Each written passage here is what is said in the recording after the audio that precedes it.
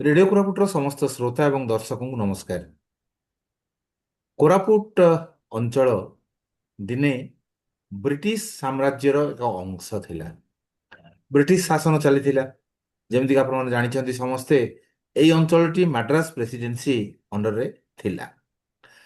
ତେବେ ବ୍ରିଟିଶର୍ସ ମାନଙ୍କ ଆସିବାକୁ ନେଇ କୋରାପୁଟର ଅନେକ ରାସ୍ତାର ନାମକରଣ ଏବଂ ନୂଆ ରାସ୍ତା ତିଆରି, ନୂଆ ବ୍ରିଜ ଗୁଡ଼ିକ ତିଆରି, ଏସବୁ ମଧ୍ୟ ତାଙ୍କର ଆସିବା ସହିତ ସଂଗଠିତ ହୋଇଥିଲା। ଆଜି ଯେତେବେଳେ ଆମେ ଭାରତମାଲାର ସୁନ୍ଦର ରାସ୍ତାଟାକୁ ଦେଖୁଛେ, ସେତିକି ବେଳେ ମନେ ପଡ଼ିଯାଉଛି ସୁଙ୍କି ଘାଟିର ରାସ୍ତା ଏବଂ ଆମର ହେରିଟେଜ ରୋଡର ରାସ୍ତା ଏବଂ ପାତ୍ରପୁଟ ନିକଟର ବ୍ରିଜ କିମ୍ବା ଜଲାପୁଟର ଯୋଉ ଡ୍ୟାମ୍, ଏଗୁଡ଼ିକ ସବୁ ମନେ ପଡ଼ିଯାଉଛି। ତେବେ ଏଇ ସବୁ ସମ୍ପର୍କରେ ଏବଂ ବ୍ରିଟିଶ ସରକାରଙ୍କର ଯେଉଁ ବ୍ରିଟିଶ ଶାସନର ଅଧିକାରୀମାନଙ୍କର କୋରାପୁଟ ଆଗମନ କେବେ ହେଇଥିଲା, କେମିତି ହେଇଥିଲା ଏବଂ ସେମାନେ ଆସିବା ପରେ କ'ଣ ସବୁ ହେଇଥିଲା, ସେ ସବୁ ସମ୍ପର୍କରେ ଆଜି ଆମେ କଥାବାର୍ତ୍ତା କରିବା। କୋରାପୁଟର ଇତିହାସକୁ ଆମେ ଅବଲୋକନ କରିବା। ଆଉ ଆମ ସହିତ ରହିଛନ୍ତି କଳିଙ୍ଗ ଇତିହାସର ଯିଏ ପୃଷ୍ଠପୋଷକ, ଯିଏ ପ୍ରତିଷ୍ଠାତା, ସେ ସ୍ୱୟଂ ଆମ ସହିତ ରହିଛନ୍ତି। ସେ ହେଉଛନ୍ତି ଇଞ୍ଜିନିୟର ସୁନୀଲ ବିଶ୍ୱାଳ। ଆମେ ତାଙ୍କୁ ନେଇ ଗର୍ବ କରୁ। କୋରାପୁଟ ଅଞ୍ଚଳରୁ ସେ ବର୍ତ୍ତମାନ ବିଶ୍ୱବିଖ୍ୟାତ ହେଇଛନ୍ତି ସେଇ କଳିଙ୍ଗ ଇତିହାସ ଦ୍ୱାରା। ତେଣୁ ଆଜି ଯେତେବେଳେ କୋରାପୁଟର ଇତିହାସର କଥା ଆମେ କଥା ହେବା, ରାସ୍ତାର ଇତିହାସର କଥା ହେବା, ସେତିକି ବେଳେ ତାଙ୍କୁ ପାଇଁ ନିଶ୍ଚିତ ଭାବରେ ଆମେ ଆନନ୍ଦିତ ଏବଂ ଗର୍ବିତ। ଭାଇଙ୍କୁ ଆମେ ସ୍ୱାଗତ କରୁଛୁ ରେଡ଼ିଓ କୋରାପୁଟକୁ। ସୁନୀଲ ଭାଇ, ଆମେ ଜାଣିବାକୁ ଚାହିଁବୁ ରାସ୍ତା, ବ୍ରିଟିଶ, କୋରାପୁଟ, ଏଇସବୁ କଥା କେମିତି ଜଡ଼ିତ ହେଇକି ରହିଛି? ପ୍ରଥମରୁ ନମସ୍କାର ଜଣାଉଛି ରେଡିଓ କୋରାପୁଟର ଦର୍ଶକ ମାନଙ୍କୁ। ମୁଁ ବୃତ୍ତିରେ ଜଣେ ଇଞ୍ଜିନିୟର, ତେଣୁକରି ଭିତ୍ତିଭୂମି ଗୋଟେ ଜାଗାର ସାମଗ୍ରିକ ବିକାଶରେ କେତେ ମାତ୍ରାରେ ଗୁରୁତ୍ୱପୂର୍ଣ୍ଣ ଏବଂ ବିଶେଷ କରି କୋରାପୁଟ ଭଳି ଗୋଟେ ଅନୁନ୍ନତ ଅଞ୍ଚଳ ପାଇଁ ଗୋଟେ ଭଲ ସଡ଼କ ସେଇଟା କେମିତି ବିକାଶ ସାଙ୍ଗରେ ଯୋଡା ହେଇଛି ତାକୁ ଦେଖିବା ପାଇଁ ଗୋଟେ ମୁଁ ପ୍ରୟାସ କରୁଛି, ବା ମୋ ନଜରରେ ଲୋକମାନଙ୍କୁ ଦେଖିବା ପାଇଁ ମୁଁ ଗୋଟେ ପ୍ରୟାସ କରିବା ପାଇଁ ଚାହୁଁଛି। ଯୋଉ ପ୍ରଶ୍ନଟି ଆପଣ କହିଲେ ଯେ କୋରାପୁଟ ଜିଲ୍ଲାକୁ ବ୍ରିଟିଶ ମାନେ କେବେ ଆସିଲେ ପ୍ରଥମେ, ଯଦି ଆମେ ଇତିହାସ ପୃଷ୍ଠକୁ ଖେଳେଇବା, 1700 ଟୁୱାର୍ଡସ୍ ଅଲମୋଷ୍ଟ 1800 ବେଳକୁ ବ୍ରିଟିଶ ମାନେ ଯୋଉ ନର୍ଦର୍ନ ସରକାର ବୋଲି ଗୋଟେ ବୃହତ ଅଞ୍ଚଳ ସେଥିରେ ଶାସନ କରିବା ପାଇଁ, ବା ସେମାନେ ଯେମିତି ଅନ୍ୟ ଜାଗାରେ କରୁଥିଲେ, ସେଇଠୁ ତାଙ୍କର ବ୍ୟବସାୟ ଚଳାଇବା ପାଇଁ ସେମାନେ ଅନୁମତି ପାଇଲେ। ବ୍ୟବସାୟ ଚଳାଇବା ପାଇଁ ମାନେ ଟ୍ୟାକ୍ସ କଲେକ୍ସନ କରିକି ଇଏ କରିବା ପାଇଁ, ରାଜାମାନଙ୍କ ସହିତ ଯୋଉ ଭାଗ ବଣ୍ଟା କରିବା ପାଇଁ ସେମିତି କିଛି ଗୋଟେ ଆରେଞ୍ଜମେଣ୍ଟରେ ସେମାନେ ପାଖାପାଖି 1700 ସମଥିଙ୍ଗ, ଧରନ୍ତୁ 1800 ବେଳକୁ ସେମାନେ ପାଇଲେ। କିନ୍ତୁ ସେମାନେ ପ୍ରକୃତରେ ଆସି କୋରାପୁଟରେ ପହଞ୍ଚିବା ପାଇଁ ତାଙ୍କୁ ଲାଗିଗଲା ଅନେକ ବର୍ଷ। 1863 ମସିହାରେ ପ୍ରଥମ ଥର ପାଇଁ ବ୍ରିଟିଶ ଶାସନ ବ୍ୟବସ୍ଥାର, ଯେତେବେଳେ ମାଡ୍ରାସ ପ୍ରେସିଡେନ୍ସିର ଯୋଉ ବିଶାଖାପଟ୍ଟନମରୁ ସେଟା କଣ୍ଟ୍ରୋଲ ହଉଥିଲା, ତାର ଯୋଉ ଏଜେଣ୍ଟ, ଯୋଉ ପ୍ରତ୍ୟେକ ରାଜା ମାନଙ୍କ ସହିତ ସେମାନେ ଜଣେ ଏଜେଣ୍ଟକୁ ଛାଡୁଥିଲେ ତଦାରଖ କରିବା ପାଇଁ, ଯୋଉ ତାଙ୍କର ଯୋଉ ଟ୍ୟାକ୍ସ କଲେକ୍ସନ ବ୍ୟବସ୍ଥା ତଦାରଖ କରିବା ପାଇଁ ଏବଂ ଲ ଆଣ୍ଡ ଅର୍ଡର ପାଇଁ ସେମାନେ ଜଣେ ଏସପିଙ୍କୁ ଦାୟିତ୍ୱ ଦେଉଥିଲେ। ତେଣୁ ଜୟପୁର ରାଜ୍ୟର ଯୋଉ ରାଜଧାନୀ ସେତେବେଳକୁ ଥିଲା ହଉଛି ଜୟପୁରରେ। ଏଇଥିପାଇଁ କହୁଛି ସେତେବେଳକୁ ଥିଲା ମାନେ ତା ପୂର୍ବରୁ ଥିଲା ନନ୍ଦପୁରରେ, କିନ୍ତୁ ନନ୍ଦପୁର ପଳେଇ ଆସିଲା ସେତେବେଳକୁ ଜୟପୁର। 1863 ମସିହାରେ ଜୟପୁରରେ ଜଣେ ଆସିଷ୍ଟାଣ୍ଟ ଏଜେଣ୍ଟ ଆଉ ଜଣେ ସୁପରିଟେଣ୍ଡେଣ୍ଟ ଅଫ ପୋଲିସ ସେମାନେ ଭାବିଲେ ରାଜାଙ୍କ ଦରବାରରେ ଯୋଗ ଦେବା ପାଇଁ। ସେମାନେ ଦେଖିଲେ ଯେ ଜୟପୁର ଯୋଉ କ୍ଲାଇମେଟଟା ସେଟା ତାଙ୍କ ପାଇଁ ସୁହଉନଥିଲା। ପ୍ରଥମ କଥା, ବହୁତ ଗରମ। ଗରମ ତ ମାଡ୍ରାସ ମାନେ ବିଶାଖାପଟ୍ଟନମ ବି ଗରମ, କିନ୍ତୁ କୋରାପୁଟ ଯୋଉ ଆଡେଡ ଅସୁବିଧା ଥିଲା ସେଟା ହଉଛି ମ୍ୟାଲେରିଆ। ପ୍ରଚୁର ତାଙ୍କ ଦେହ ଖରାପ ହଉଥିଲା। ତେଣୁକରି ସେମାନେ ଦେଖିଲେ ଯେ ଜୟପୁରର ପୂର୍ବ ଦିଗରେ ବହୁତ ଉଚ୍ଚ ମାଳଭୂମି ଅଛି ଏବଂ ସେଠି ଗୋଟେ ଜାଗା ଅଛି, ତା ନାଁ ହଉଛି କୋରାପୁଟ। ଯେହେତୁ ସମୁଦ୍ର ପତନଠାରୁ 1000 ମିଟର ଉପରେ ଅଛି ବା 3000 ଫୁଟ ଉପରେ ଅଛି, ନିଶ୍ଚିତ ଭାବରେ ଜୟପୁର ଅପେକ୍ଷା ତାର ଯୋଉ ଜଳବାୟୁଟା ମନୋରମ ହୋଇଥିବ ଏବଂ ତାଙ୍କ ପାଇଁ ସେଇଟା ବହୁତ ସୁବିଧାଜନକ ମନେ ହେଲା। ତ ସେମାନେ ବ୍ରିଟିଶ ଶାସନର ଯୋଉ ହେଡକ୍ୱାର୍ଟରଟା ସେମାନେ ସିଫ୍ଟ କରିଦେଲେ କୋଉଠି, କୋରାପୁଟ। କେବେ? 1870 ମସିହାରେ। ଯେତେବେଳେ ଜୟପୁର ରାଜାଙ୍କର ରାଜଧାନୀଟା ଜୟପୁର ଥିଲା, ସେତେବେଳେ ଜୟପୁରର ସାମଗ୍ରିକ, ସେତେବେଳେ ପର୍ଯ୍ୟନ୍ତ ଜୟପୁର ଷ୍ଟେଟ୍ ହିଁ ଗଣା ଯାଉଥିଲା। ସେତେବେଳେ ସାମଗ୍ରିକ ଭାବରେ ଯେତେବେଳେ ଅ, ବିକାଶ କଥା ଆସୁଥିଲା, ରାଜା ଚେଷ୍ଟା କରୁଥିଲେ ଯେ ଜୟପୁରକୁ କନେକ୍ଟିଭିଟିଟା ଇଏ କରିବା ପାଇଁ, ଏଷ୍ଟାବ୍ଲିଶ କରିବା ପାଇଁ। ଏବଂ ସେଥିପାଇଁ ଦିଟା ମାର୍ଗ ଥିଲା, ତାକୁ ସେମାନେ କହୁଥିଲେ ଟ୍ରେଡ୍ ରୁଟ୍। ଗୋଟେ ଟ୍ରେଡ୍ ରୁଟ୍ ଥିଲା ଜୟପୁରରୁ ଲାମତାପୁର, ପାଡୁଆ ଆଉ ଆରାକୁ ଭ୍ୟାଲି ଦେଇକି ବିଜୟନଗରମ ସହିତ। ଆଉ ଗୋଟେ ଥିଲା ମାଲକାନଗିରି, ଭଦ୍ରାଚଳମ୍ ଦେଇକି ସିଏ ଗୋଟେ ରୁଟ୍ ଥିଲା। ତ ସେଇ ଦିଟି ରୁଟ୍ରେ ଯୋଉ ବ୍ୟବସାୟୀ ମାନେ ଆସୁଥିଲେ କୋରାପୁଟକୁ, ଯୋଉଟା ଉପକୂଳବର୍ତ୍ତୀ ଅଞ୍ଚଳରେ ଯୋଉଟା ମିଳେ, ସେ ସବୁ ଜିନିଷ ନେଇକି ଆସୁଥିଲେ। ଆଉ ଫେରନ୍ତା ରାସ୍ତାରେ ସେମାନେ ନେଇକି ଯାଉଥିଲେ ଯୋଉଟା ଜଙ୍ଗଲ ଜାତ ଦ୍ରବ୍ୟ ନେଇକି ଯାଉଥିଲେ, ବା ଜୟପୁରରେ ଯାହା ମିଳୁଥିଲା ନେଇକି ଯାଉଥିଲେ। ଏଇ ଦୁଇଟି ଟ୍ରେଡ୍ ରୁଟ୍ ଥିଲା। ଏବଂ ସେଗୁଡ଼ା ସବୁ ଗାଡି ଗଲା ଭଳିଆ ନୁହେଁ, ସେଗୁଡ଼ା ସବୁ ବଳଦ, ଘୋଡା, ଏଇଭଳିଆ ଭାରବାହୀ ପଶୁଙ୍କ ଦ୍ଵାରା ସେ ସବୁ ଟ୍ରାନ୍ସପୋର୍ଟ ହଉଥିଲା। ସେତେବେଳେ ଆମର ମୁଁ ଏପଟେ ଯୋଉ ବାଟକୁ ରାସ୍ତା ନଥିଲା। ସେତେବେଳେ ସୁଙ୍କିବାଟେ ରାସ୍ତା ନଥିଲା, କୋରାପୁଟ ବିଷୟରେ କେହି ଜାଣିନଥିଲେ, ସେଟା ସବୁ ଅଜଣା ଅଶୁଣା ଅଞ୍ଚଳ ସବୁ ଥିଲା। ଏମାନେ ଯେତେବେଳେ କୋରାପୁଟକୁ ନେଇ ଆସିଲେ, ମାନେ ବ୍ରିଟିଶ ହେଡକ୍ୱାର୍ଟରଟା, ସେତେବେଳେ ସେମାନଙ୍କର ଯୋଉ ପ୍ରୟାସ ରହିଲା ଯେ କୋରାପୁଟରୁ ସମୁଦ୍ର ଯୋଉ କୂଳର, ମାନେ ଯୋଉ ଉପକୂଳ ଅଞ୍ଚଳରେ, ମାନେ ବିଶାଖାପଟନମ, ବିଜୟନଗରମ, ତା ସହିତ ସେମାନେ କନେକ୍ଟିଭିଟିଟା ଡେଭଲପମେଣ୍ଟ କରିବା ପାଇଁ ଚାହିଁଲେ। ଅଲରେଡି ଅନନ୍ତଗିରି ଦେଇ ଗୋଟେ ରାସ୍ତାଟା ଅଛି, ଗୋଟେ ଶଗଡ଼ ରାସ୍ତା ଅଛି ଗୋଟେ। ଆଚ୍ଛା, କୋରାପୁଟକୁ ସେମାନେ ଯେତେବେଳେ କନେକ୍ଟ କରିବା ପାଇଁ ଚାହିଁଲେ, ସେମାନେ ଦେଖିଲେ ଯେ କୋରାପୁଟରୁ ପଟାଙ୍ଗୀ ଆଉ ସୁଙ୍କି ଆଉ ସାଲୁଟ ଦେଇକି ଗୋଟେ ରାସ୍ତା କରାଯାଇପାରେ, କିମ୍ବା ପଟାଙ୍ଗୀରୁ ତାଡିବାଲସା ପର୍ଯ୍ୟନ୍ତ ଯୋଉ ରାଇପାଡୁ ଯାଇକି ଯୋଉ ରାସ୍ତା, ସେଟା କରାଯାଇପାରେ। ଏଇ ବର୍ତ୍ତମାନ ତାଙ୍କ ଆଗରେ ତିନୋଟି ରାସ୍ତା ଥିଲା। ଗୋଟେ ହଉଛି ଅନନ୍ତଗିରି ବାଟେ, ମାନେ ଆରଗୋଭେଲି ଦେଇକି, ଗୋଟେ ହଉଛି ସୁଙ୍କି ଦେଇକି, ଆଉ ଗୋଟେ ହଉଛି ତାଡିବାଲସା ଦେଇକି। ତ ଏ ତିନୋଟି ରାସ୍ତାର ନିଜସ୍ୱ ସୁବିଧା ଥିଲା, ଅସୁବିଧା ଥିଲା। ସୁବିଧା ଯଦି ଆମେ ଦେଖିବା, ଅନନ୍ତଗିରି ରାସ୍ତା ପାଇଁ ବ୍ରିଟିଶ ସରକାର ବହୁତ ପଇସା ଖର୍ଚ୍ଚ କଲେ, କିନ୍ତୁ ଫର ସମ ରିଜନ, ମ୍ୟାଲେରିଆ, ଲୋକ ନ ମିଳିବା, ଏମିତି ବିଭିନ୍ନ କାରଣ ଯୋଗୁଁ ସେ ରାସ୍ତା ଡେଭଲପ ହଉନଥିଲା। ମାନେ କରୁଥିଲେ, ପୁଣି ମନସୁନରେ ସେଟା ସବୁ ନଷ୍ଟ ହେଇଯାଉଥିଲା। ଏମିତି ହେଇକି ଢେର ଦିନ ପର୍ଯ୍ୟନ୍ତ ସେ ରାସ୍ତାର କୌଣସି ପ୍ରୋଗ୍ରେସ ହେଲା ନାହିଁ। ତେଣୁ ବ୍ରିଟିଶ ସରକାର ଆଉ ପଇସା ଦେଲେନି, ଆଉ ଗ୍ରାଣ୍ଟ ଦେଲେ ନାହିଁ। ଆଉ ରହିଲା ଦିଟା, ଗୋଟେ ହଉଛି ସୁଙ୍କି ଦେଇକି, ଆଉ ଗୋଟେ ହଉଛି ତାଡିବାଲସା ଦେଇକି। ସେତେବେଳେ ଜଣେ ଟର୍ନର ବୋଲି ଜଣେ, ସେ ବେସିକାଲି ହି ୱାଜ ଆନ୍ ଆଡମିନିଷ୍ଟ୍ରେଟର, ସେ ଜଣେ ଇଞ୍ଜିନିୟର ନଥିଲେ।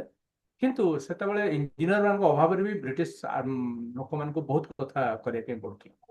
ଟର୍ନର ଯିଏ, ଟର୍ନର ସାହେବ ବୋଲି ଆମେ ତାଙ୍କୁ କହିବା, ଟର୍ନର ସାହେବ କଣ କଲେ ନା, ସୁଙ୍କି ରାସ୍ତା ଚାଲିଥିଲା, କିନ୍ତୁ ତା ପୂର୍ବରୁ ସେ ତାଡିବାଲସା ଦେଖିଲେ ଯେ খুব কম ଦୂରତା ଅତିକ୍ରମ କଲେ ଆମେ ସମୁଦ୍ର ପତନରେ ପହଞ୍ଚି ଯାଉଛୁ, କୋଉଠି ନା ତାଡିବାଲସା।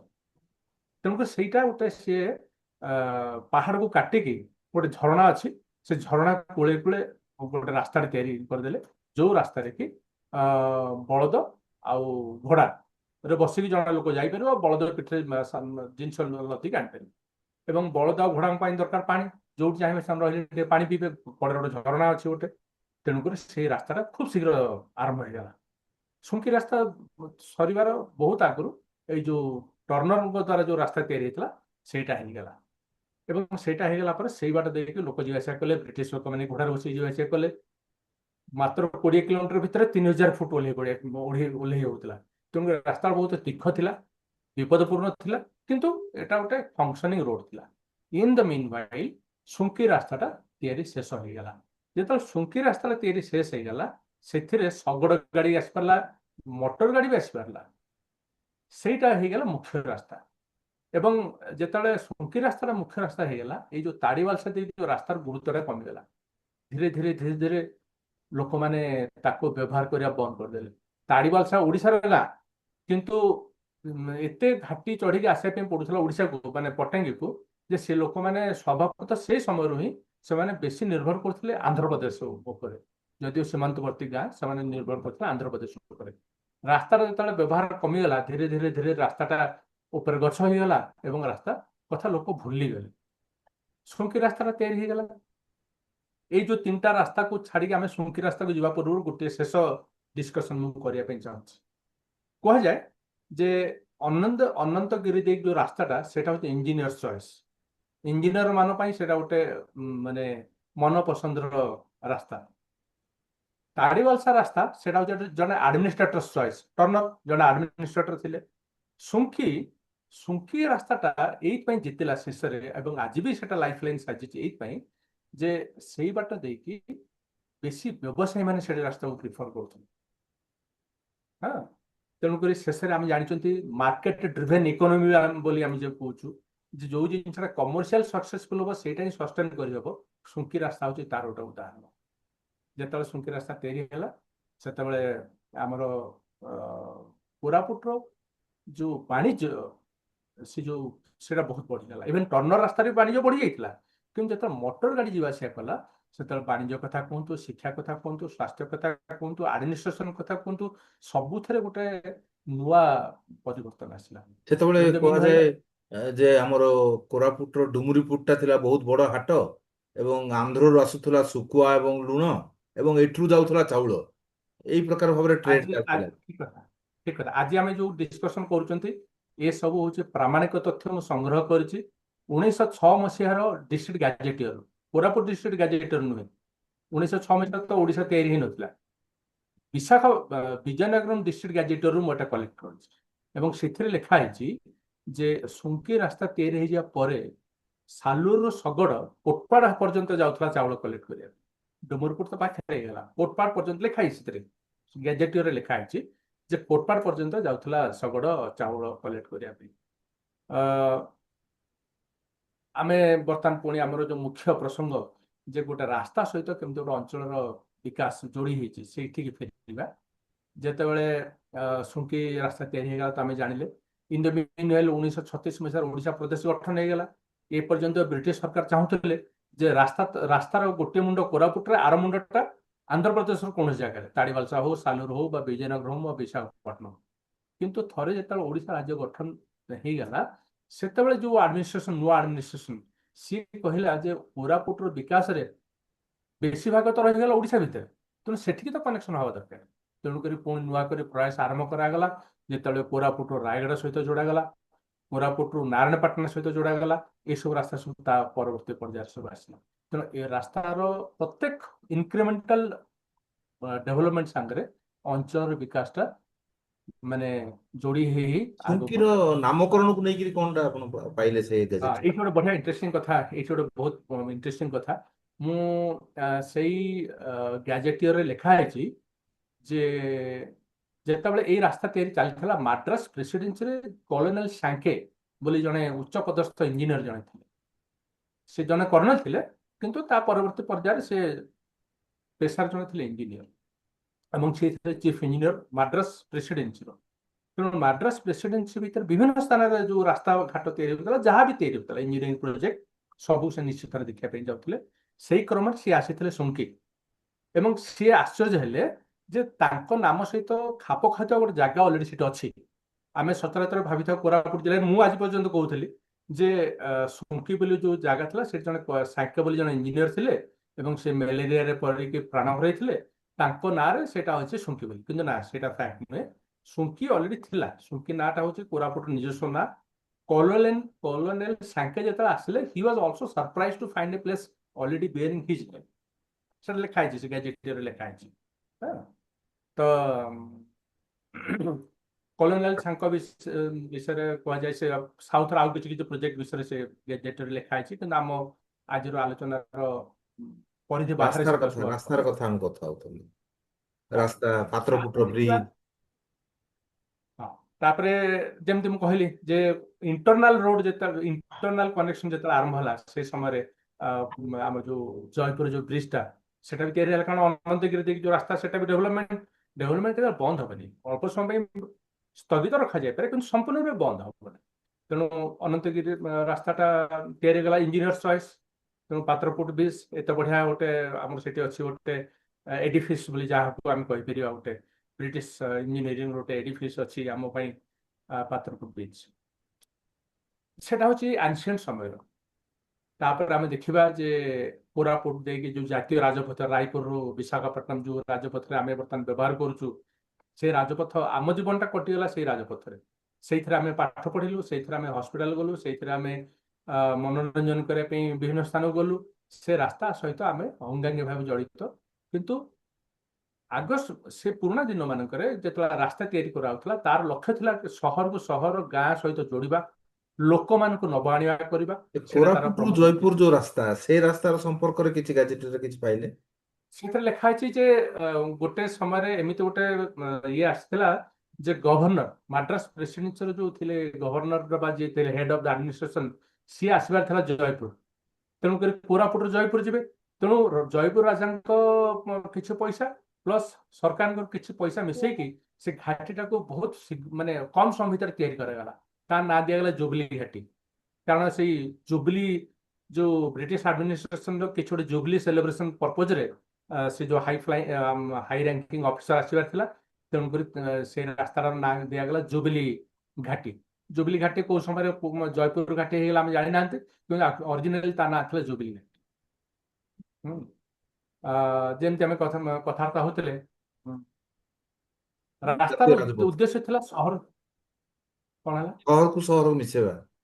ସହରକୁ ସହର, ଗାଁ ସହିତ ଯୋଡ଼ିବା। ତେଣୁ ରାସ୍ତା ଯେତେବେଳେ ତିଆରି ହେଉଥିଲା, ଯେମିତି ଯେମିତି ସହର ଅଛି ସେମିତି ବଙ୍କା ତେଢା ହେଇକି ହଜାର ଅଷ୍ଟବକ୍ର ହେଇକି ଯାଉଥିଲା।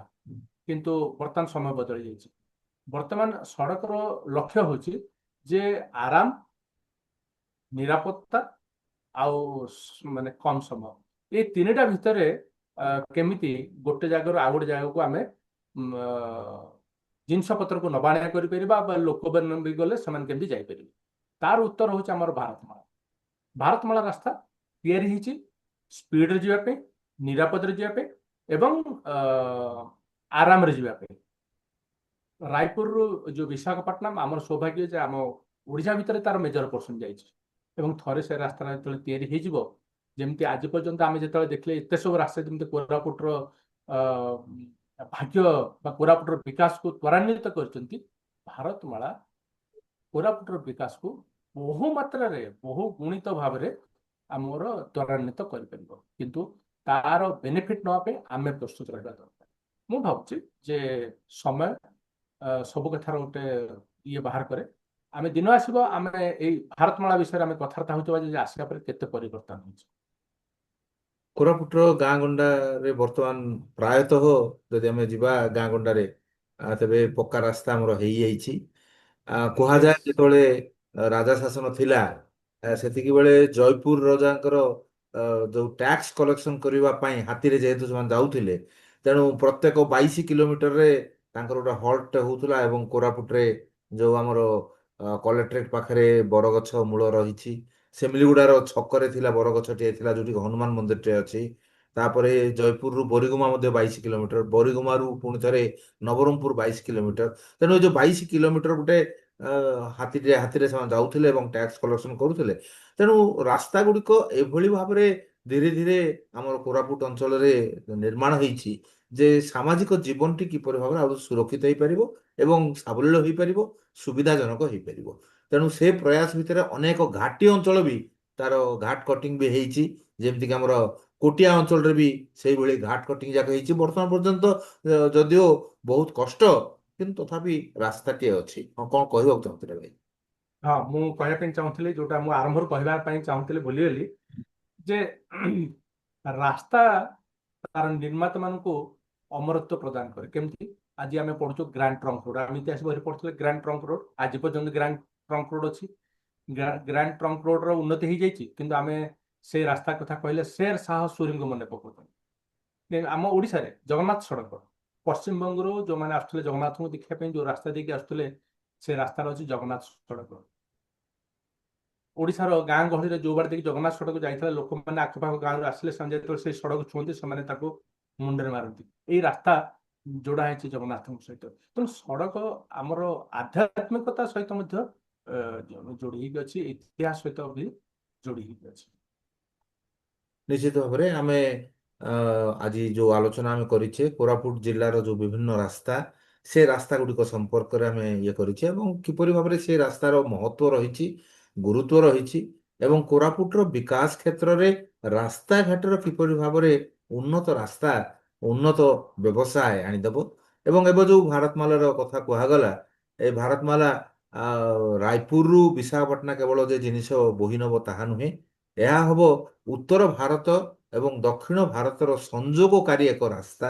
ଏବଂ ସେଇ ୟେସ୍। ସଂଯୋଗକାରୀ ରାସ୍ତା ମଧ୍ୟରେ କୋରାପୁଟ ନିଶ୍ଚିତ ଭାବରେ ଲାଭାନ୍ୱିତ ହବ। ଏବଂ ଯେମିତିକି ଆପଣ ଜାଣିଛନ୍ତି, ବର୍ତ୍ତମାନ ବିଶାଖାପାଟଣା ଅଞ୍ଚଳରେ ଗୁଗୁଲ ଏବଂ ଅନ୍ୟାନ୍ୟ କମ୍ପାନୀ ଗୁଡ଼ିକ ବିରାଟ ଅ, ଅର୍ଥ ନିବେଶ କରୁଛନ୍ତି ଏବଂ ବିକାଶର ଧାରାରେ ନିଶ୍ଚିତ ଭାବରେ ସେହି ଅଞ୍ଚଳ ଖେଳି ଉଠିବ। ସେଇ ସମୟରେ ଏଇ ଯୋଉ ଆମର ରାସ୍ତା ହେଲା, ଯୋଉ ବିଶାଖାପାଟଣାକୁ ଯିବାକୁ 2 ଘଣ୍ଟା ଲାଗିବ ଏବଂ ଏଇ ଅଞ୍ଚଳର ଗମନାଗମନର ସୁବିଧା ହବ, ସେଇ ସମୟରେ ଆମେ, ଆମର ସରକାର, ଆମ ସମସ୍ତଙ୍କର ପ୍ରୟାସ ରହିବା ଦରକାର ଯେ ଏଇ ଅଞ୍ଚଳ କିପରି ଭାବରେ ବିକଶିତ ହେଇପାରିବ ଏବଂ ଲାଭାନ୍ୱିତ ହେଇପାରିବ। ତେଣୁ ସଡ଼କ ଏକ ସୁଯୋଗ ଦିଏ। ସଡ଼କ ସବୁ କିଛି କରିଦିଏ ନାହିଁ। ସଡ଼କ ଉପର ଦେଇ ବ୍ୟବସାୟ ହୁଏ। ସଡ଼କ ଉପର ଦେଇ ଯାତାୟାତ କରାଯାଏ। ସଡ଼କ ସମ୍ପର୍କ ସ୍ଥାପନ କରେ। ସେ ସମ୍ପର୍କ ସ୍ଥାପନ କରି କେତେ ଦୂର ଆମେ ଲାଭବାନ ହେବା, ତାହା ଆମର ପ୍ରସ୍ତୁତି ଉପରେ ନିର୍ଭର କରୁଛି। ତେଣୁ ଆଜି ଆମେ ସୁନୀଲ ଭାଇଙ୍କ ପାଖରେ କୃତଜ୍ଞତା ଜଣାଇବା ଯେ ସେ ଆମ ପାଇଁ ତନ ତନ କରି ପଢ଼ିଛନ୍ତି ବିଜୟନଗରର ସେଇ ଯୋଉ ଗ୍ୟାଜେଟିୟରକୁ, ଏବଂ ସେ ଗ୍ୟାଜେଟିୟରର ପୁରୁଣା ତଥ୍ୟ ଗୁଡ଼ିକୁ ସେ ଆଜି ଉପସ୍ଥାପନ କରିଛନ୍ତି। ଆମେ ଆଶା କରୁଛୁ ତାଙ୍କର ସେଇ ଯୋଉ ପଢ଼ା, ଯୋଉ ଝୁଙ୍କ ରହିଛି, ସେ ଝୁଙ୍କଟି ବଜାୟ ରହୁ ଏବଂ ସେ ଏମିତି ଅନେକ ବହି ପଢ଼ନ୍ତୁ ଏବଂ ଆମକୁ ସେଥିରୁ ସାର ଜଣାନ୍ତୁ। କାରଣ ସବୁ ବହି ପଢ଼ିବା ସମସ୍ତଙ୍କ ପକ୍ଷରେ ସମ୍ଭବ ହୋଇପାରେ ନାହିଁ, ଆଉ ସୁଯୋଗ ବି ପାଆନ୍ତି ନାହିଁ। ତେଣୁ ଭାଇ ସେ ସୁଯୋଗ ପାଇଛନ୍ତି ଏବଂ ତାକୁ ଠିକ ଭାବରେ କାର୍ଯ୍ୟରେ ଲଗାଉଛନ୍ତି। ତେଣୁ ତାଙ୍କ ପାଖରେ ପୁଣି ଥରେ କୃତଜ୍ଞତା ଜଣାଇ, ରେଡ଼ିଓ କୋରାପୁଟର ସମସ୍ତ ଶ୍ରୋତା ଏବଂ ଦର୍ଶକଙ୍କ ପାଖରେ ପୁଣି ଥରେ କୃତଜ୍ଞତା ଜଣାଇ ଆଉ ଥରେ ଆଉ ଏକ ଏପିସୋଡରେ ଦେଖାହବ ସେଇ ପ୍ରତିଶ୍ରୁତି ସହିତ। ସିଏଚ୍ ସାନ୍ତାକାର ବିଦାୟ ନେଉଛି ରେଡ଼ିଓ କୋରାପୁଟ ପାଇଁ। ନମସ୍କାର।